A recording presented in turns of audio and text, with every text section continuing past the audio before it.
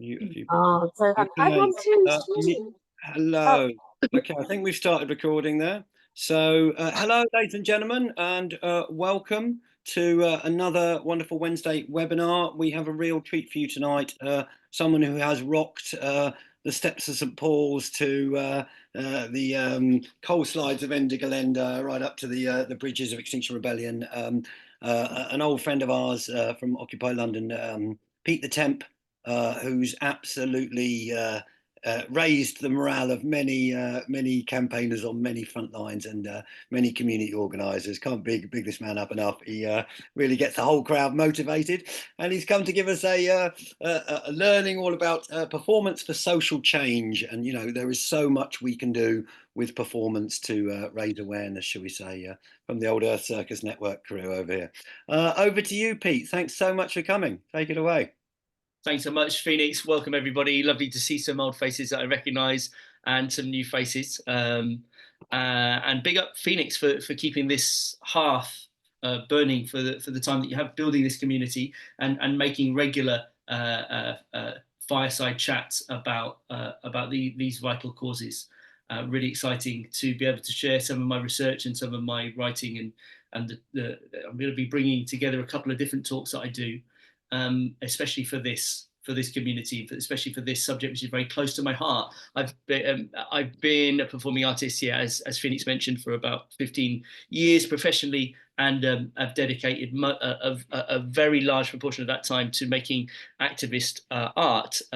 I've done many. I've created lots of really bad art in my time. I've had some successes as well, and I'd like to share some of my stories. But mostly, I'm not going to be talking about myself. I know that's refreshing for a spoken word poet not to be talking about their own life, but I'm mostly actually going to be sharing my research about the radical history of performance art in social movements, and we're going to be looking at the history of how performers, bards, singer-songwriters, theatre makers have helped articulate and convene the social movements that have changed history. It's going to be a whistle-stop talk. We don't have a huge amount of time, and I do want us to go to a discussion at the end.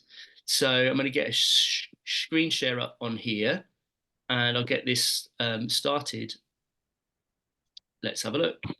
Here we are. Great. Okay, cool. So this is Technicians of Reenchantment. This is a kind of rehashing of an existing talk, actually an entire educational program that I have called Technicians of Reenchantment. The word reenchantment is a governing principle of my life. And I'll kind of I'll substantiate why that is the case a bit later. But yeah, just a quick rundown. I'm going to introduce the concept of reenchantment, why that's central to all activist causes and all artistic causes in late capitalism. We're going to be looking at the history of folk art in the development of capitalism, the stories that bind us together, and the spaces through which we can convene and be any type of community, and how that has tussled with the history of capitalism. I'd be looking at modern resistance movements. By modern, I mean the last 100 or so years, 200 years, and then at the end, I'm going to reflect on my own work. I'm going to be talking a lot about bardcraft, and I'll be telling the story of poets and rappers and singers. But this really maps over to any area of radical art. So if you're a visual artist, if you're a theatre maker, a clown, agitprop, circus, whatever it is, everything I'm going to be talking about is true of all forms of art. Okay, so reenchantment. Quick rundown of that work. It's based on the fact that it's based on the premise that the modern world that we're living in is chronically and pathologically disenchanted. By disenchantment, I mean it's desecrated and it's depleted by intentions of profit and greed and environmental destruction. And that's not just something that's happening to the material world around us. That's also our free time, our connection to ourselves, our connection to the earth around us. and our connection to our imagination and our participation in beauty. And we have to really be thinking about environmental desecration, degradation of what's happening inside of us as part of this as part of the crisis that we're in.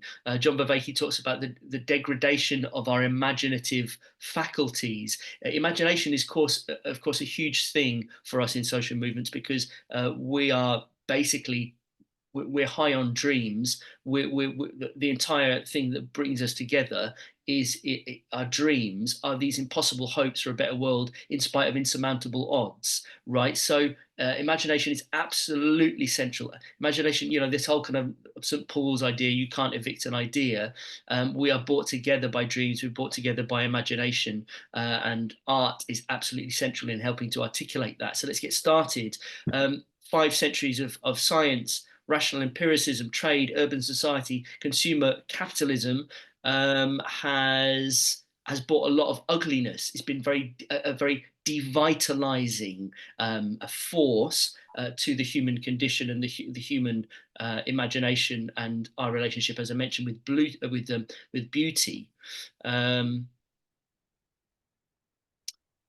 would also say that it is the last 5 centuries of capitalism is an assault on poetry. It's an assault on our creative participation with the fireside tradition, with feminine law, with folklore, and folk culture. And also it's an assault on our social time and the spaces where we make art, any kind of art, radical or otherwise. So enclosure is something that I really as I keep repeating, it is something that is happening as a phenomenon that's taking place over our creative faculties. And this is the situation that we find ourselves in today. Max Weber, if anybody's familiar with Max Weber, who coined the term Protestant work ethic, disenchantment was a key concept of that whole kind of Protestant history of capitalism that he was talking about.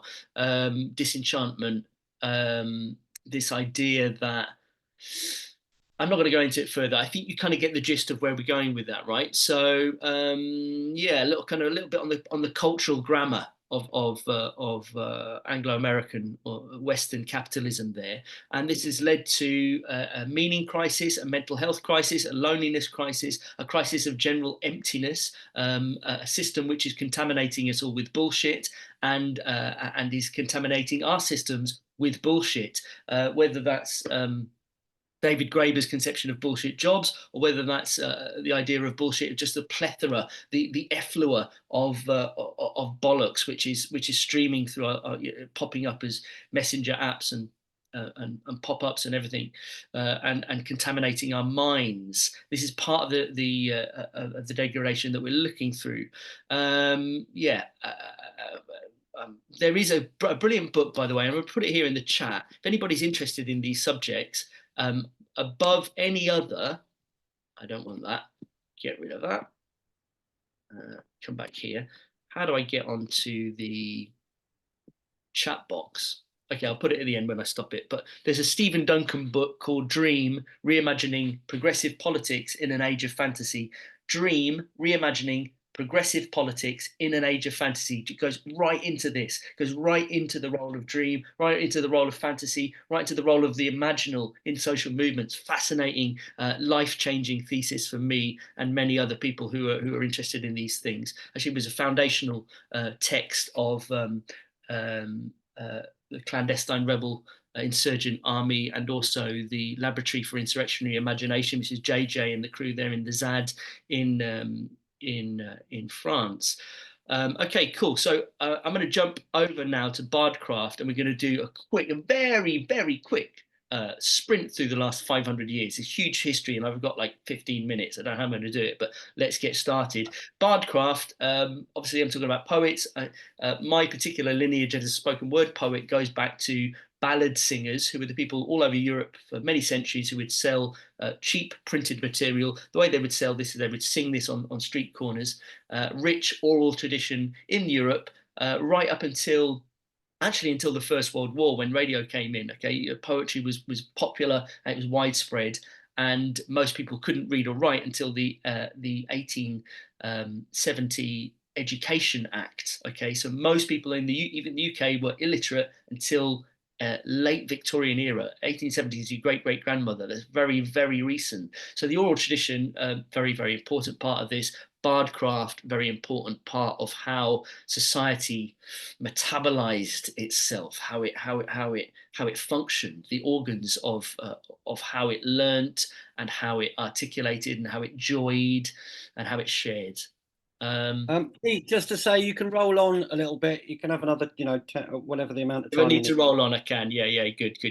Thank you, mate. Please jump in as well if my reception goes a bit dodgy, because I've had a little Okay. bit of problems with that.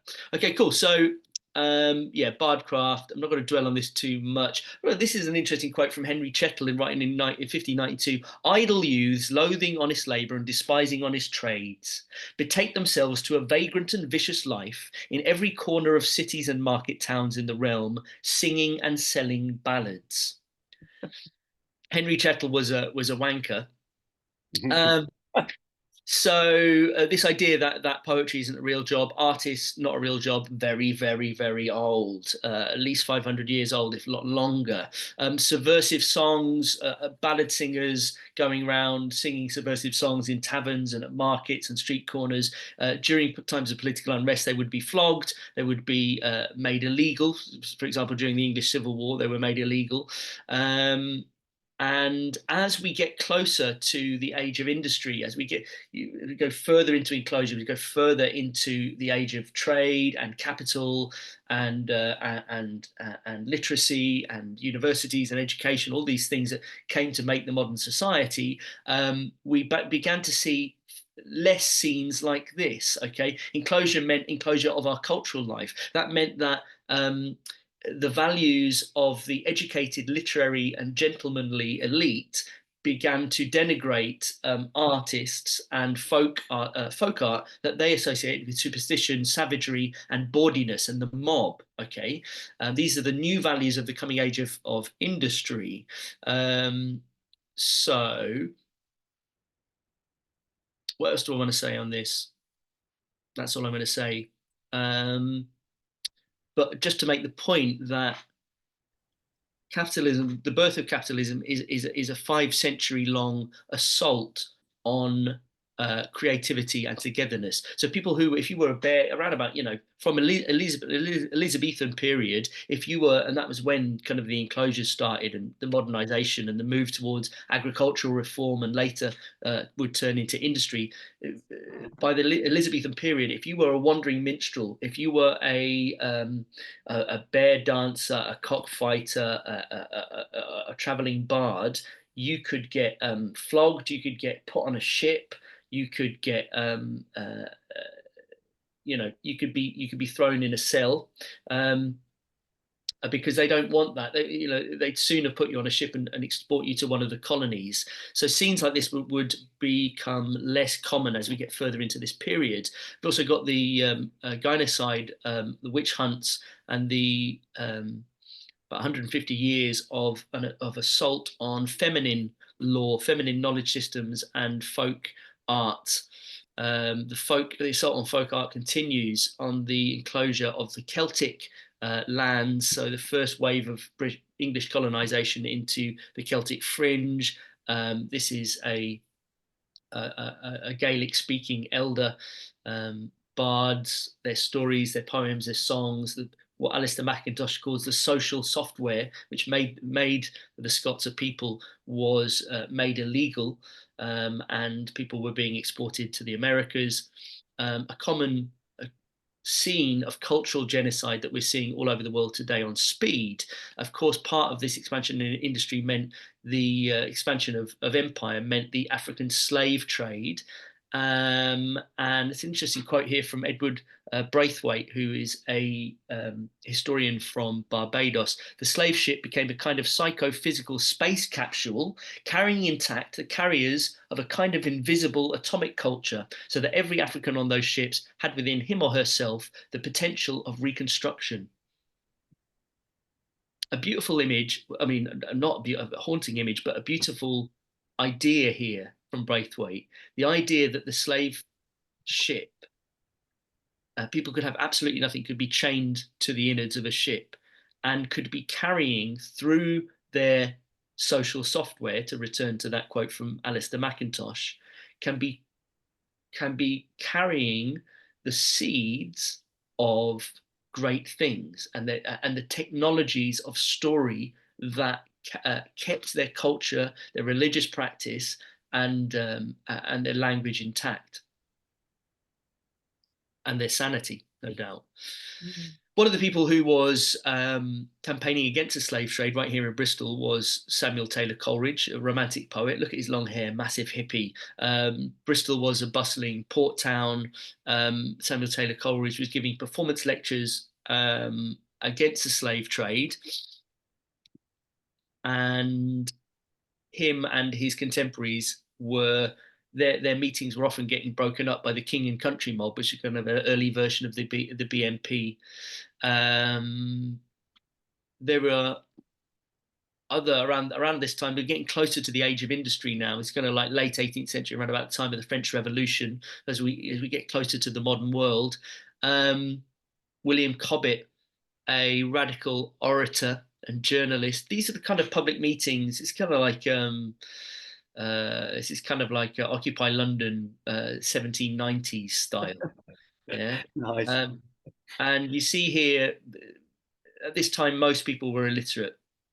Yeah, most common man and woman were illiterate. So they would come to these, and you had this incredible living tradition of political oratory, where people would get up. They were kind of simultaneously political speech makers, activists like you, while simultaneously being improvisatory stand-ups and poets, and they would move between all of these registers very fluently. Incredible, able to memorize speeches and just improvise for hours on end. Sometimes incredible speakers like William Cobbett.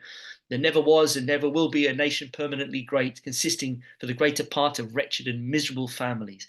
And people were coming together, and they were learning through these events and these live performances about anti-colonial struggles around the world, and this new radical concept of democracy that was flying over the Atlantic on ships from the Americas, and igniting the French Revolution, etc., etc.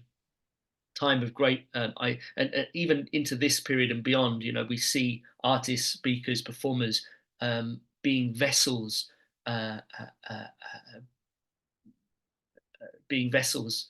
for these ideas and spreading them like wildfire. So we've arrived now around about 1800, beginning of the early industrial era. Okay, I think this picture was probably taken in the mid 19th century, around about 1850 by the looks of things. But we've arrived now to the Industrial Revolution, and with the Industrial Revolution, of course, you've got a new phenomena for humanity, which is the industrial working class. Britain was the first country to industrialize in this new wave of industry, at least. And with that came a new consciousness of, quote unquote, the people. Yeah. So this new working class had to find a way to become itself, and part of that was forming an identity and helping to articulate and forming relationships as it was thrown into wage slavery, often very brutal conditions, working 16-hour days, and their life expectancy dropping without any educational resources or literacy. They were coming together, and they were having reading groups. This goes way back to early industry. As soon as industry arrived, you had reading groups, you had self-education societies, you had people in the face of extreme political oppression and censorship who were coming together and working out ways of how they could tell their story. And nowhere was that less true than with the Chartists. The Chartists, in case any of you don't know, were around about the 1830s and 1840s, were the first ever mass democracy movement. The first ever mass democracy movement that had a whole list of demands. I won't go into what those demands were, but they were foundational for many of the freedoms and liberties and benefits that we enjoy as a modern democracy. Okay, now this is I can't remember exactly where this is, but this is a mass rally of theirs in London, literally tens of thousands of people, and a stage in the middle They don't have any amplification then, of course. So you can imagine what it must have been to be an orator, mostly men. Yeah, they did have a better ratio of female activists there, but that was a culture at the time. But they also had choral societies where, and this is one of the principal ways that you would take part in the Chartist movement if you're a common man or woman, is you would join a Chartist choir. They didn't have amplified music there. Instruments like the piano were very difficult to come by and expensive.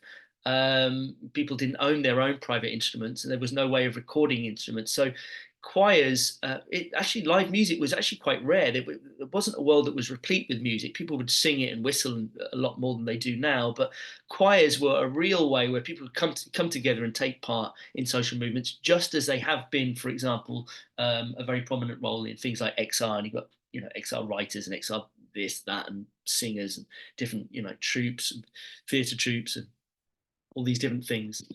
So that tradition went right back to the beginning of industrialization with the Chartists. They also had their own newspaper called the Morning Star, which had a circulation of around about, was it 1 million people, which I think at the top, or 500,000, which at the time was massive.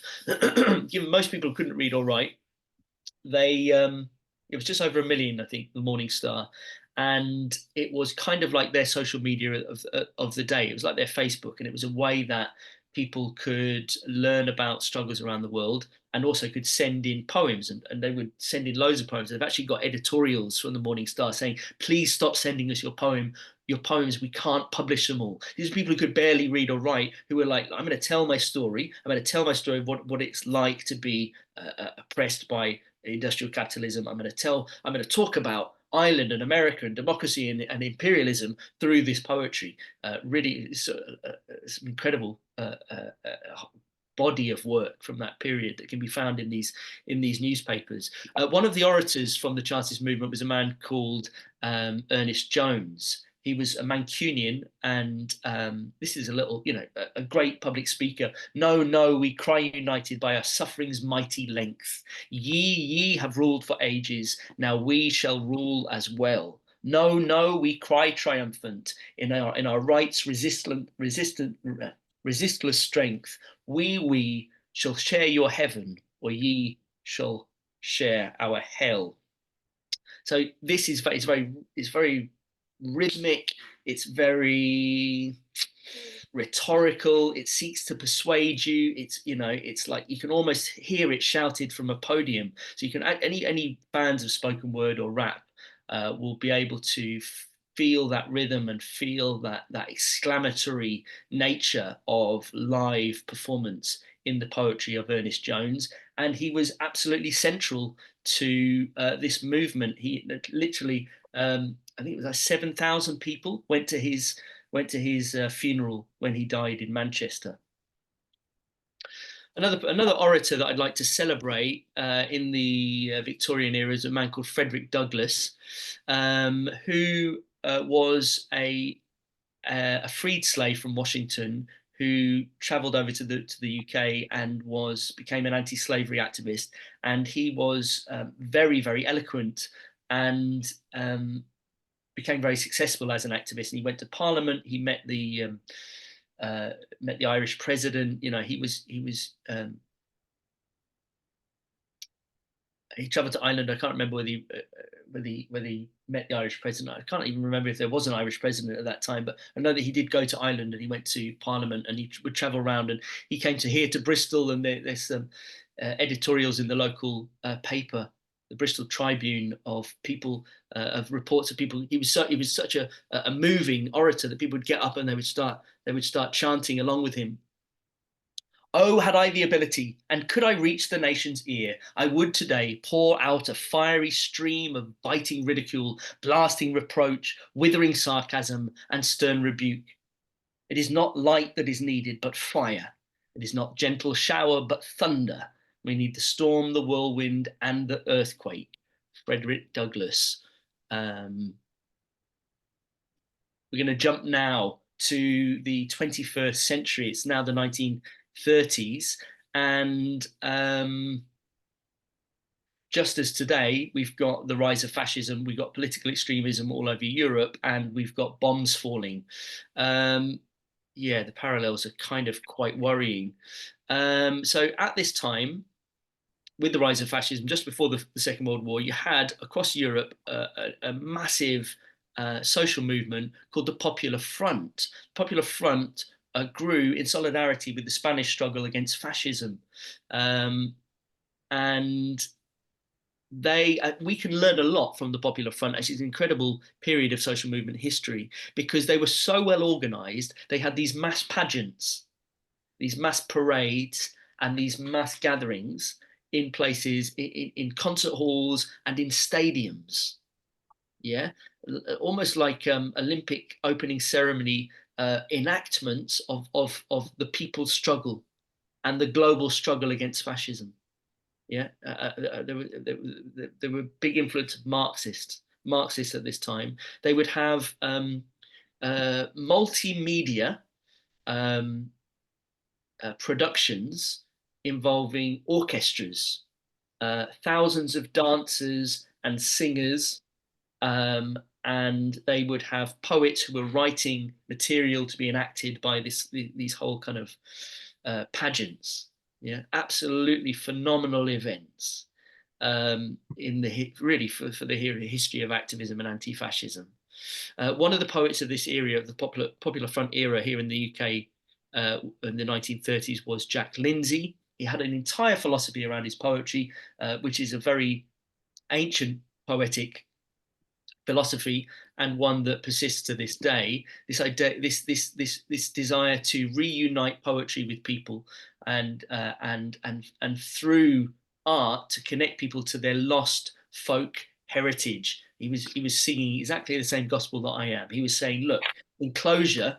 Capitalism has not only wrenched us from our land, enclosed us from our land, has enclosed us from our social time, has enclosed us from our folk heritage, has enclosed us from the stories that connect us to each other and to our land and to our struggles and to our future. Jack Lindsay was a massive dude. This isn't Jack Lindsay, although he did speak at gatherings just like this in Trafalgar Square. So I want you to imagine that you're at a demo in the 1930s, maybe a Popular Front demo or a Marxist demo, and people are handing out little leaflets. And on those leaflets, there's a big, long epic poem. And someone will get up like this and he'll say, right, you've all got your lyrics. We're going to do a mass declamation. Mass declamation, when I came across this, it was an aha moment when I was doing my research for my book, Stage Invasion. I'm really drawing on the research of Ben Harker at Manchester University for this, but really an incredible episode in performing arts, in activism, and also really in the history of poetry. I think a mass declamation is where everybody will chant the same poem at a rally all at the same time. It's kind of like a mass poetic mic check moment, right? And unfortunately, because we're on Zoom, we can't. Normally, when I do this as a live event, I'll get everyone in the room to do the mass enchantment. It won't work because of the way that Zoom works. But if you turn your mic off, I invite you to read this out. I'm going to put up the last stanza of an epic poem called On Guard for Spain by Jack Lindsay. And I invite you, nobody can hear you, so don't worry about looking like an idiot or let me look like a tit, it's fine. I invite you to read this out with me, knowing that everybody else in this room is going to be reading that together, and knowing that as you do that, you are binding in a magical ritual of solidarity. You're not only binding your nervous systems together with my nervous system and the nervous system of the other people in the room in this call, but also with all of the other hundreds of people that I've done this with, thousands of people I've done this with around the UK in various different stage shows, and also with the thousands of people in the 1930s that also chanted this very same poem. So here we go. 1, 2, 3, 4. If you but understand, if your bodies flow into this steel of resistance, this welded mass, making you one with us and making us unconquerable, workers, drive off the fascist vultures gathering to pick the bones of Spanish cities, to leave the Spanish fields dunged with peasant dead, that greed may reap the fattened crops. Fuse your unity in the furnace of our pain. Enter this compact of steel, and then we shall not complain. On guard for the human future, on guard for the people of Spain. A beautiful example of, and you can find this poem, it's a small book, you can buy it online, On Guard for Spain by Jack Lindsay. A beautiful example of performing art, bringing people together and creating that physiological synchrony, that behavioral synchrony that gives us those moments of being part of something greater than ourselves, you know, that those micro acts of transcendence. I don't have much time because it's now 36 past. So I'm going to whip through the rest of the 20th century. I'm going to maybe not touch too much on this other than say that the Afro-American culture that was brought to North America with the slave ships germinated in segregated places of segregated worship, and that gave birth to blues, gospel, jazz, many other incredible diaspora of cultural heritage that went on to actually conquer the entire world. One of those things was the Harlem Renaissance in the 1920s and the 1930s. Artists, for the first time, you've got Langston Hughes is a poet, the first professional African-American writer, Gwendolyn Bennett, another poet of the movement, in times of extreme segregation and oppression, who were telling their own story in their own words. The Harlem Renaissance, that's a poet of the Harlem Renaissance. Harlem Renaissance gave birth to the civil rights movement. Here's three poets, Maya Angelou, Malcolm X, and Martin Luther King. Martin Luther King, widely regarded by most poets as a poet. Here is a speech by Martin Luther King, just to give a flavour of the power of oratory to carry the sentiments of a movement and to resonate through history. Somewhere I read freedom of assembly. Somewhere I read the freedom of speech. Somewhere I read the freedom of press. Somewhere I read the greatness of America, the right to protest, a right.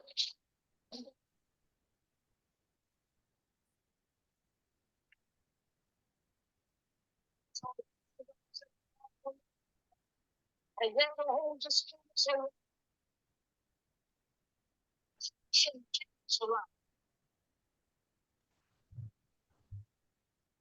Pete, the sound's kind of not working over this end. Thanks, Dottie. Is the sound not coming through? Yeah, there's a little issue there. Yeah. Okay, I'll just push through. I'll turn my. If you turn your video off and then I'll turn my video off. Yeah. We got Hopefully the first 10-15 seconds, but rewind it a bit. Yeah, cool. Powerful stuff. And just to say, Pete, if you need to flow on, have a bit more time, that's fine. You know, we go to 10 past for popular ones like yourself, and you know, we can make a bit more time. Don't worry, we're time. All right then, buddy. That's good to know. Thank you, mate. Okay, I'll press some of this video. Incredible stuff. Thank you.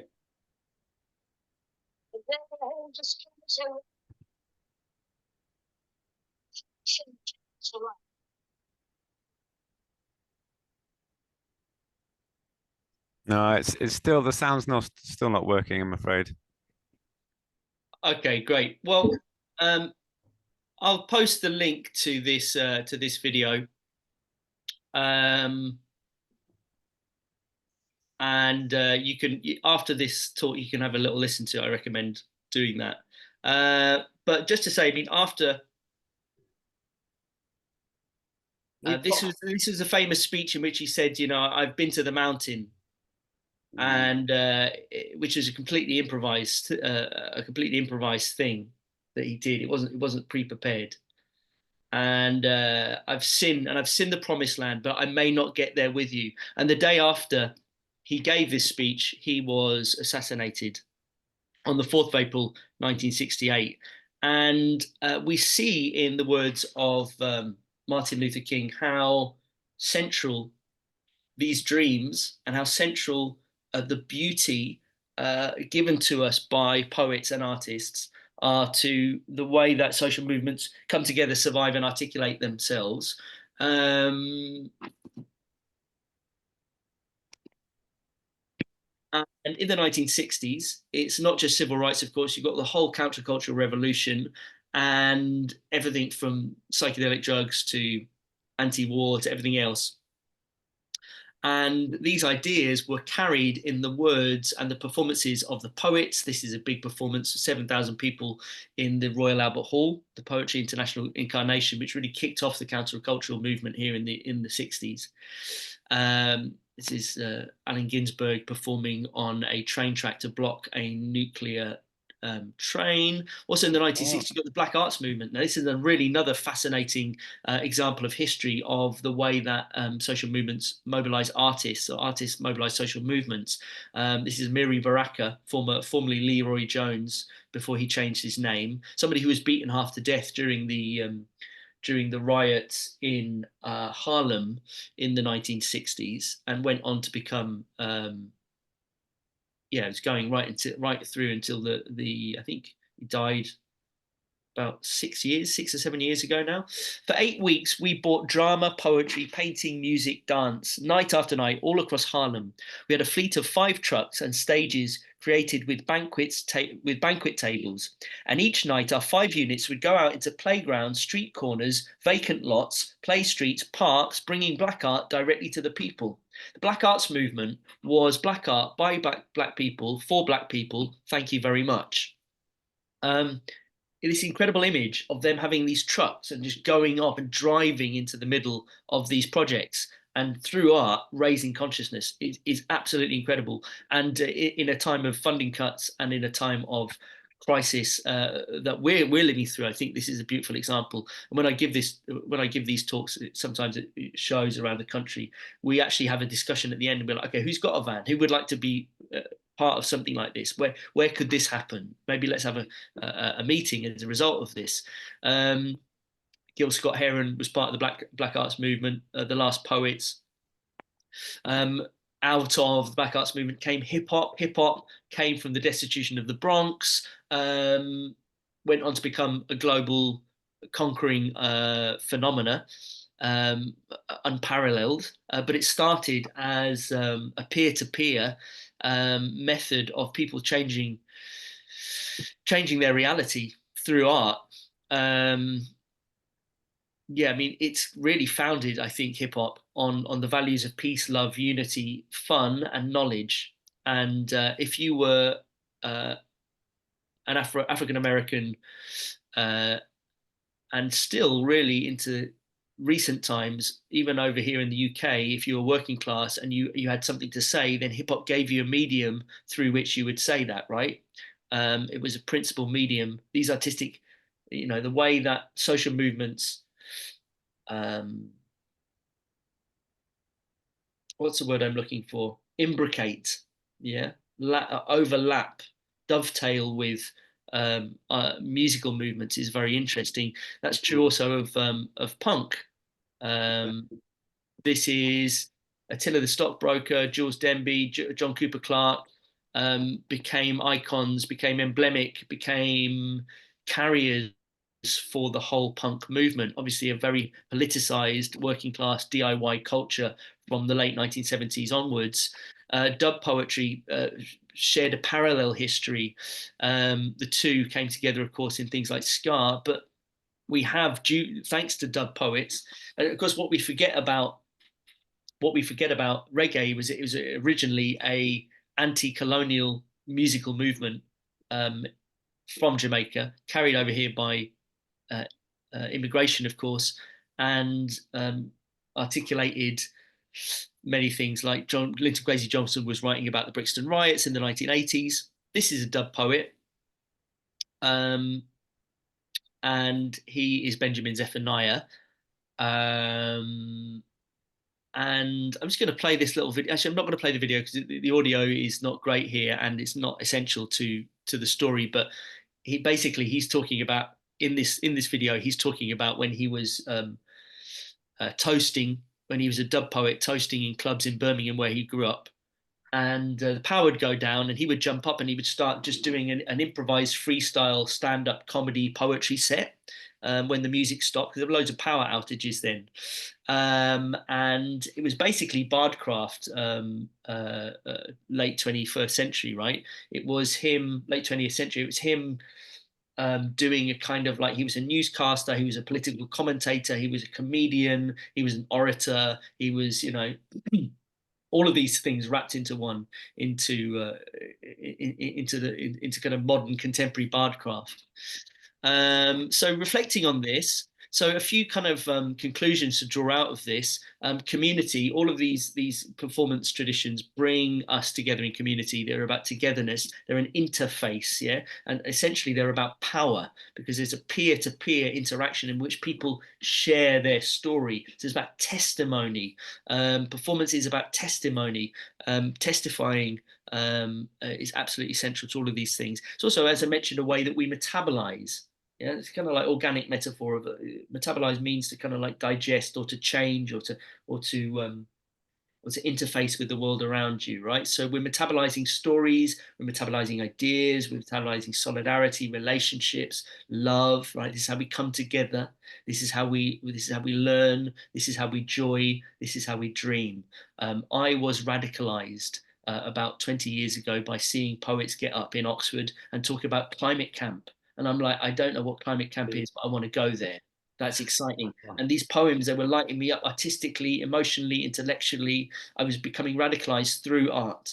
And this is the role that art plays, is it makes beautiful ideas sexy. That's the role of all of us artists in social movements.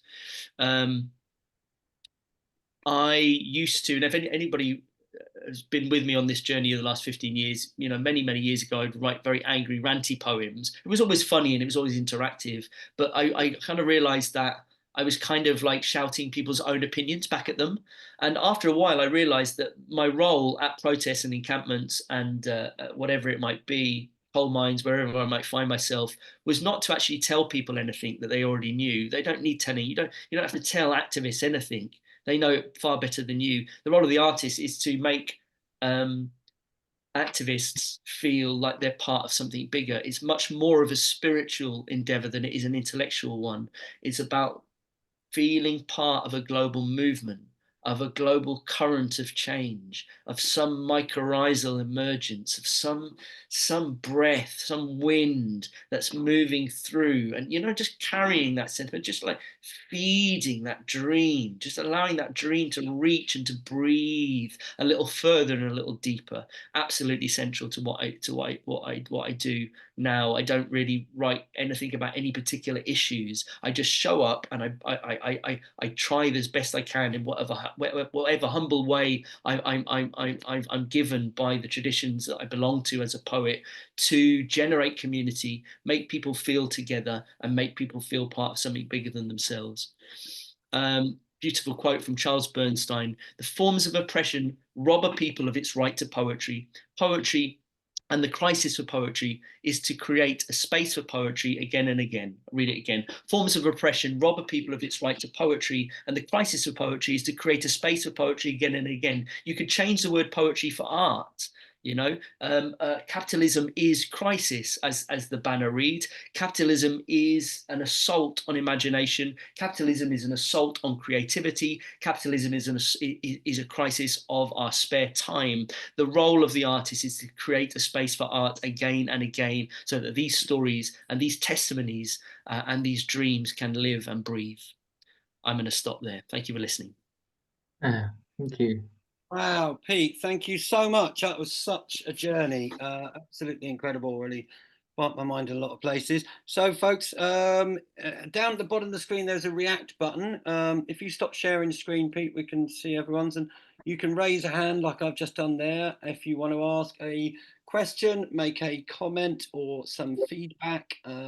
Just while you're getting your questions ready, just to say, Pete, that was absolutely amazing. Just you reminded me of the first day of the steps of St Paul's, and there's a BBC journalist you were saying about poets reminding people they're part of a massive movement.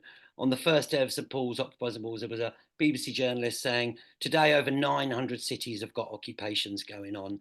And I think Danny told me the other day, around its peak, there were about 2,000 cities with occupies going on, experimenting with direct democracy, horizontal organising. What an incredible thing to be part of. And we are all part of a movement of many movements. So do you want to stop sharing your screen and we'll see if... so folks, if you've got any other, if you want a question, a comment or a feedback on today. Okay, there's a react thing down the bottom. So that was absolutely brilliant. What a journey, the power of the poet. So let's, I don't know if I stop, focus on Pete. Spotlight. Phoenix, I've got a react button, but it just says recognize hand gestures. Okay, react down the bottom. If you rate, it says reactions. There's one that says raise a hand. Can you see that?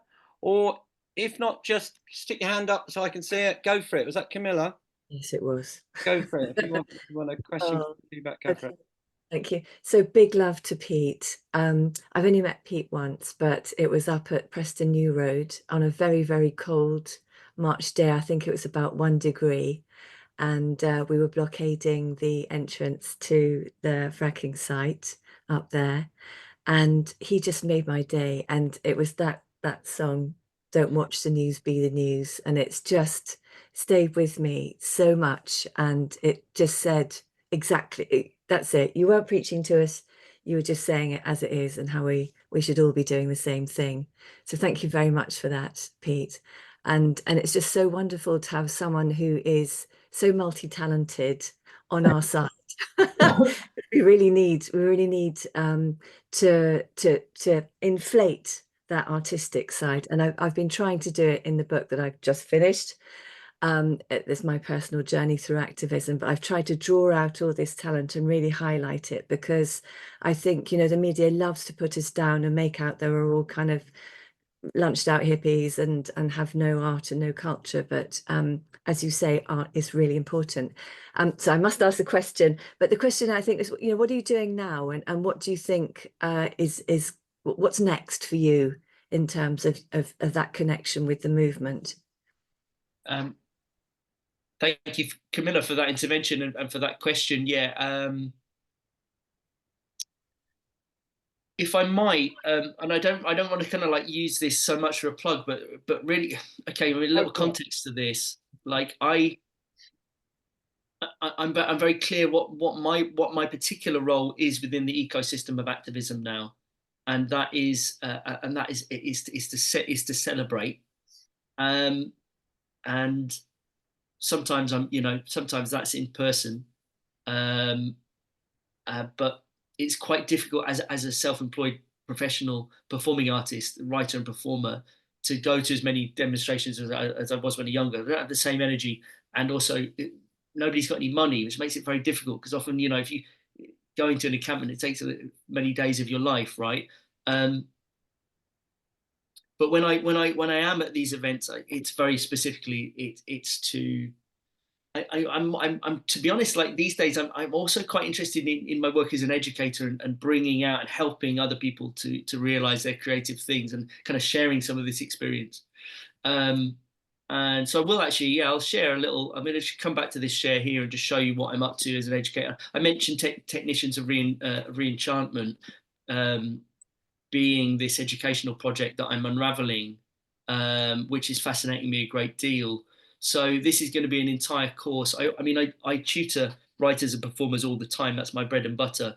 And we work with people on their stagecraft and their pagecraft, and also getting creative projects out into the world. So if anybody's interested in talking to me about tuition, then just get in touch. I sometimes do discounts for activists because I've got a soft spot for them. But this is Technicians of Reenchantment. So this is an entire educational course, basically, about how we can bring about contemporary bardcraft, whether you're a singer, theatre maker, or poet, whatever it is, speaker, facilitator, how you can convene people and engineer consciousness in this age of re-enchantment that we're living through. Whilst I'm here as well, I've got an entire channel, an entire playlist on my YouTube channel of talks, podcasts and workshops where you can hear the full version of this talk and other stuff that I've got. So have a look there. You can get free stuff, and there's other stuff, books on my Bandcamp and things you can go and get if you want them as well. A lot of this talk is from a book called Stage Invasion, which is a book all about the art, science and history of spoken word, in case you're interested in that. All of these things you can find on my website. So that's my plug. And yeah, if anybody is interested in my work as an educator, just get in touch with me. That's one of the things I'm doing. Yeah, but again, if I was to distill it to a word in response to your question, I would say that re-enchantment is something I'm doubling down on the time that I have before I die. Great. Good luck. Very Thank you. important work. Thank you. Brilliant.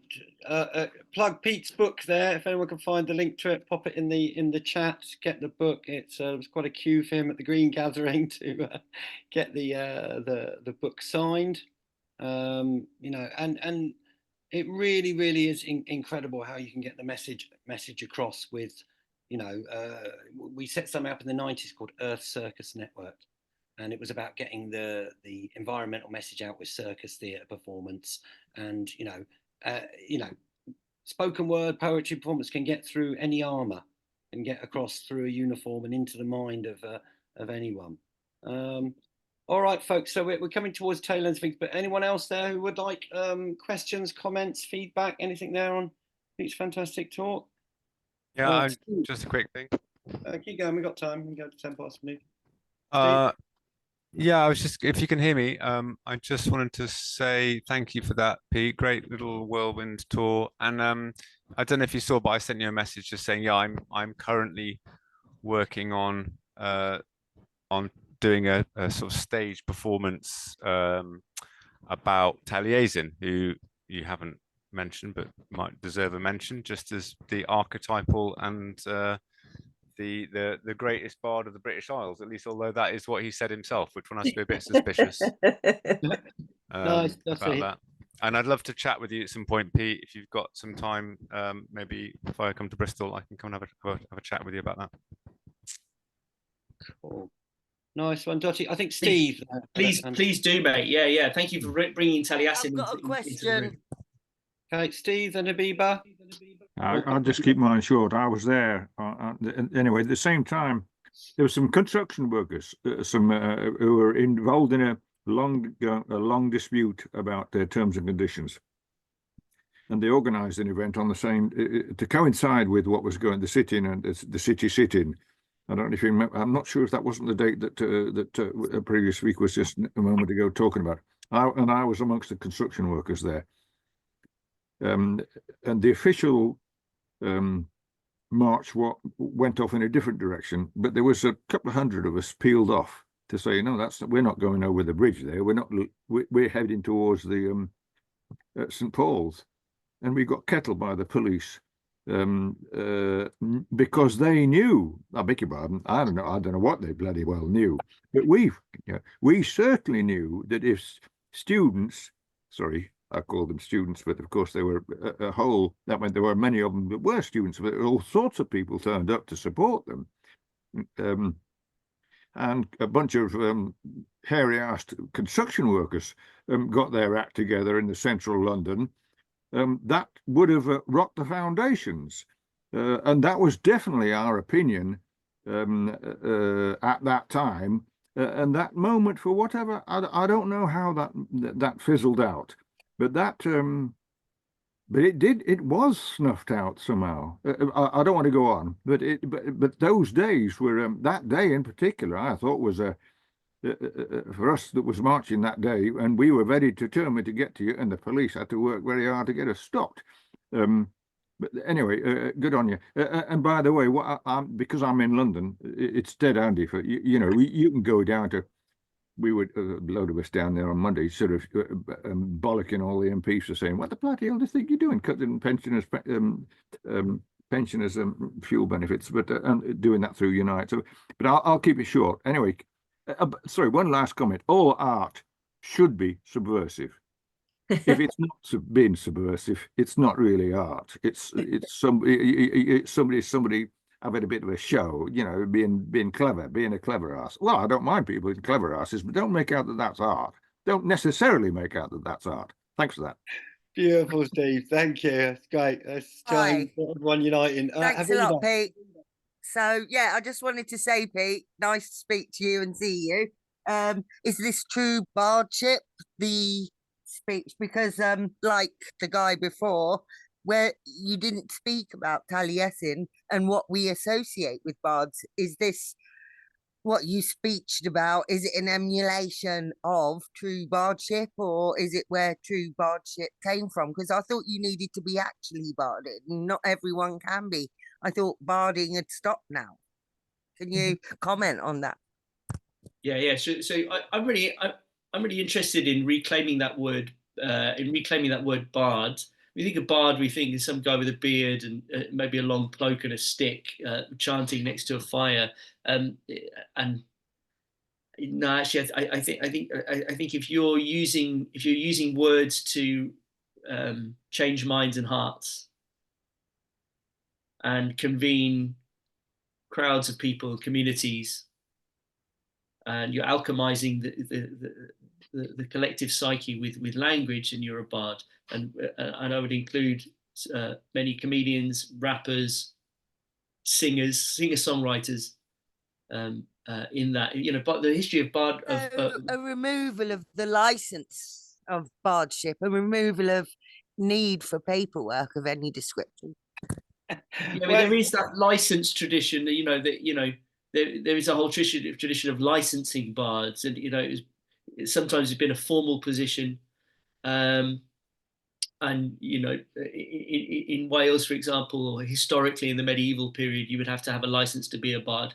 Thankfully, we don't need a license anymore, and I'd like it to be democratized. And I'd like us to ask, what is it to be a bard in the 2020s, in the Roaring 20s?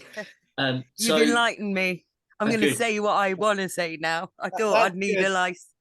That's good. It's an interesting one. We'll come over to Mary Ellen and Tim, but just to say, I think the original and the older Druid told me once the mark of a bard was to know by heart at least 1,000 songs or stories. But it's nice to see bardic things being liberated up for more people, democratized, as Pete would say. Big up the bards, bardcore, as Pock would say. Mary Ellen, really then interesting. Tim. Mary Ellen and Tim. Over. Hey, I just wanted to say thank you. Thank you to you, Phoenix. Thank you to you, Pete. You are both so dear to me, and I just love your words. I love your energy. I love the magic that you make around you. Thank you. Just thank you. Love you too. Ditto, right back at you, Ellen. Like frontline, total legend. Always showing up in such a crew with such creative flair. Yeah, it's a spiky, heartfelt, open, lyrical activism that you're bringing to the scene. Absolutely brilliant. So absolutely ditto to you. Yeah. Okay, over to Tim and then Gavin. Oh, hello. Hi. Thanks, Pete. Lovely to see you again, even if only on screen. And many good memories of you, and particularly in Occupy and so forth. Magnificent force for encouragement. And I remember certain moments in Parliament Square when you just turned around the atmosphere, of how we were all feeling at that moment, surrounded by things. I just wanted to be slightly nerdy about history, because I have a great fascination. I love what you said about the enclosure of the imagination and of culture. I think that was a really central thing to say, because we don't normally use that word. And as somebody's always been fascinated by the commons and trying to create them, I think that's a really useful thing to say. And I also really liked when you talked about the kind of transmission of culture in the slave ships, because one of the things I came into contact recently with people in Tottenham and sort of black resistance and so forth was that I think there are different forms of resistance in different cultures, and we have it very much around marching, and and lately then the tactic of occupying and things. But there are other tactics, and I think for some black activists and just people generally, just the act of maintaining their culture is a big act of resistance.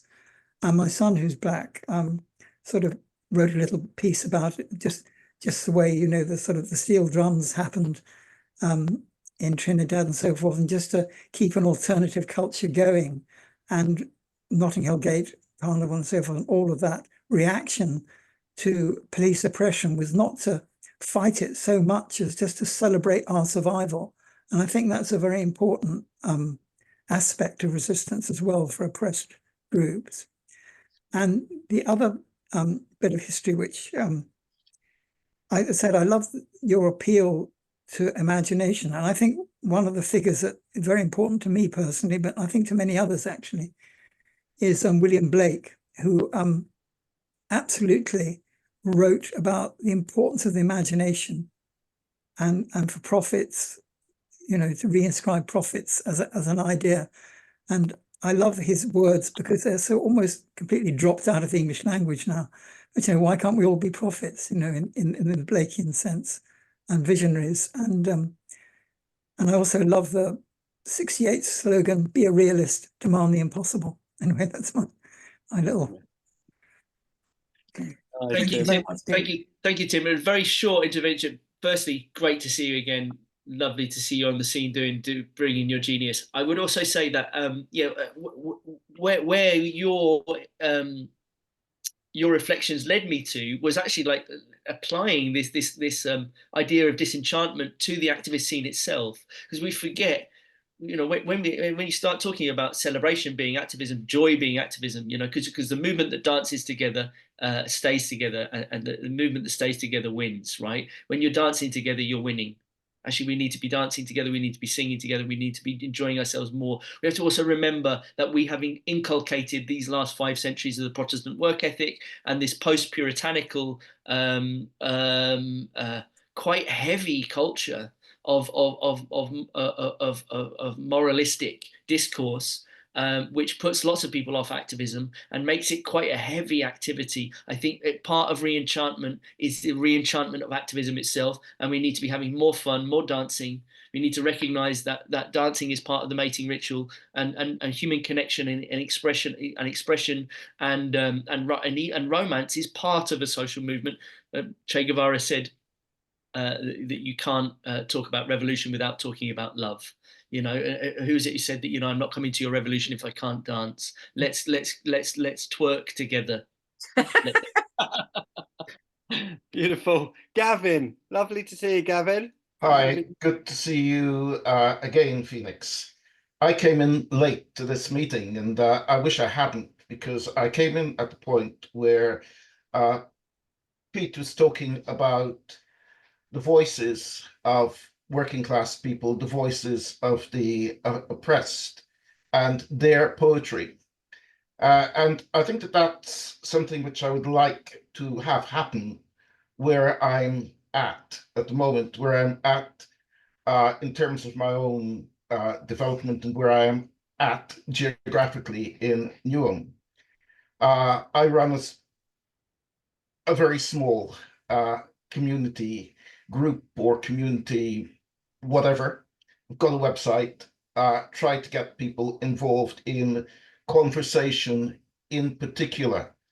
And what I try to do is to create a space for dialogue, because I don't believe in leaders. I think that sometimes leaders and bards can take something away from the rest of us, can take participation away from the rest of us. There's a kind of philosophical question, which is the best the enemy of the good? Do we perhaps find ourselves looking too much for leaders? And I think that poetry and calling for poems from everyone helping them to express their voice is something which is tremendously important. Now, I'm going to be looking at your YouTube channel and promoting that. But that interaction with you and your degree of expertise and craft is something that it would be great to have access to. I don't have any funding for my group, so I can't offer you anything. But in terms of things like this, getting you involved in Zoom conversations, it would be great to have you come and encourage people to do poetry, to express themselves. So in the first instance, do you have a list of places where you're going to be in London and where people can come and see you? And not now, but at some point, I would certainly like you to talk with people in Newham about some of the Black voices in particular that I heard you speak about. That certainly inspired me to look at those voices and to represent them. So thank you. Yeah. Great. Well, thank you thank you for that, Gavin, and great that you're organising in the way that you are in Newham, which I used to work at Kerwin Primary School in Plaistow, so it's great that you're organising there. It's absolutely where this type of activism does need to happen. One thing that we can maybe do is to stay in touch. If anyone wants me to stay in touch with tour dates, is just to if you pop your email into the chat box along with where you live, then when I'm coming around the country with a tour, I can actually tell you and say, hey, I'm coming to your area. Then you'll also have my email address. When I email you the next month or so, you'll actually have my email address. I mean, you can find me on social media as well and send me a message if you want to chat as well, Gavin. Very open to doing that. And thank you again for the work you're doing and for your enthusiasm for that work. I think it's a great way. Poetry is a great way to get those stories heard and make people feel, because we're divorced from that fireside tradition. We need to get people back to the fireside, and that doesn't necessarily mean a fire. Every time you turn on a sound system, put on a night, you jump on a podium and start singing, whatever it might be, that you're bringing people that fire, and everyone, we're chronically dissociated from the fire. And that's really what we need. We all need to be singing together around that fire. We'll need to be telling our stories, sharing our jokes, sharing our hugs, being together in whatever way we can. This is crisis level now. We're living through a mental health loneliness epidemic. So let's start those fires. And thank you for the fires that you're starting, Gavin. Thank you. Beautiful, really inspiring tonight. Gavin, we've got a big new production space in Newham in the Docklands. And maybe give us a chat directly. I know you do some great work with sharing things with the youth, and we've also got a space in Soho that can be used for events and different things.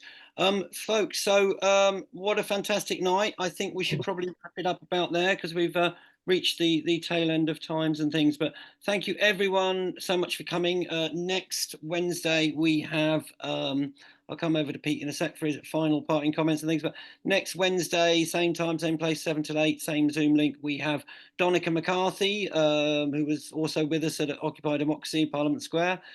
He's coming to talk about how media is critical to the success of the climate movement. He really feels that we as activists need to concentrate on changing the media landscape, because so few people in this country control so much of our media. But really inspiring tonight. I really, having put on years of open mics and performance nights, to hear Pete say that he went to a poetry night and heard people talking about climate camps, and that inspired him, and how much thousands of other people he's inspired since then with his performance is beautiful to see. So keep putting on those events, folks. Keep sharing the poetry and performance for social change movements. Coming over to Pete for final words, final comment. Thank you so much for coming, mate. Brilliant. Yeah, once again, big ups to Phoenix for keeping this fire going relentlessly throughout the decades. Big up everyone, this whole ecosystem of resistance and the whole cultural conversation surrounding the work that you're all doing. This is beautiful. Thank you for inviting me to this fire. And also, you know, for me as a performing artist, it's an honor for me to be serving communities of beautiful ideas. You know, it is our humble duty to convene these movements and to sing to the creativity that's happening in front of us. So big up yourselves, all the struggles that you're doing, and all the dreams that you're keeping alive, and into unknowable regions of the future and unknowable territories of the imaginal realm, inside unknowable radiuses of people and hearts all around you. So big up, keep going, and much love to you all. Beautiful. All right. Well, Thanks, we'll end Pete. the recording.